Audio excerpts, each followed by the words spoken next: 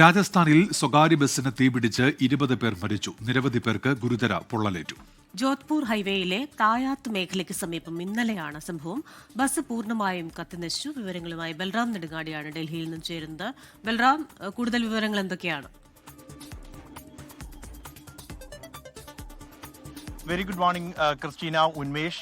രാജ്യത്തെ നടുക്കിയ ഒരു അപകടമാണ് ഇന്നലെ രാജസ്ഥാനിലുണ്ടായത്. രാജസ്ഥാനിലെ ജയ്സാൽമീറിൽ നിന്നും ജോധ്പൂരിലേക്ക് പോവുകയായിരുന്ന സ്വകാര്യ ബസ്സിലാണ് തീപിടുത്തമുണ്ടായത്.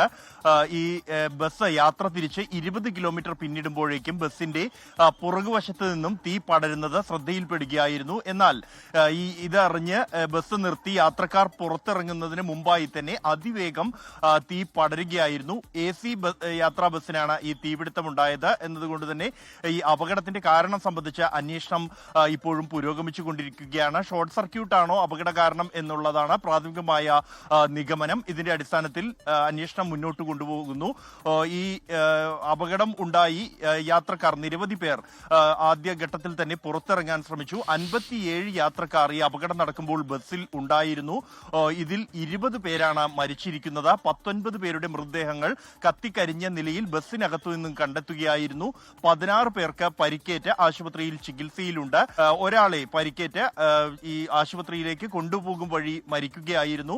എന്തായാലും 20 മരണങ്ങളാണ് ഈ അപകടത്തിൽ റിപ്പോർട്ട് ചെയ്യപ്പെട്ടിരിക്കുന്നത്. മരിച്ചവരെ ഒന്നും തന്നെ തിരിച്ചറിയാൻ കഴിയാത്ത അവസ്ഥയിലാണ് ഉള്ളത്. അതുകൊണ്ട് തന്നെ ഇവരുടെ DNA പരിശോധനകൾ ഉൾപ്പെടെ നടത്തുമെന്ന് മുഖ്യമന്ത്രി ഭജൻലാൽ ശർമ്മ അറിയിച്ചിട്ടുണ്ട്. രാഷ്ട്രപതി ദ്രൗപദി മുർമു അടക്കമുള്ളവർ ഈ സംഭവത്തിൽ അനുശോചനം രേഖപ്പെടുത്തിയിട്ടുണ്ട്. ക്രിസ്റ്റീന, ഉന്മേഷ്.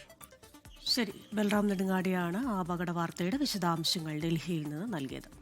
ലോകത്തെവിടെയായാലും ഏത് സമയത്തും 24 വാർത്തകളും ഓഗ്മെന്റഡ് റിയാലിറ്റി പാക്കേജുകളും എക്സ്പ്ലെയിനറുകളും വിശദമായി കാണാൻ ഞങ്ങളുടെ യൂട്യൂബ് ചാനൽ നിങ്ങൾക്ക് സബ്സ്ക്രൈബ് ചെയ്യാം.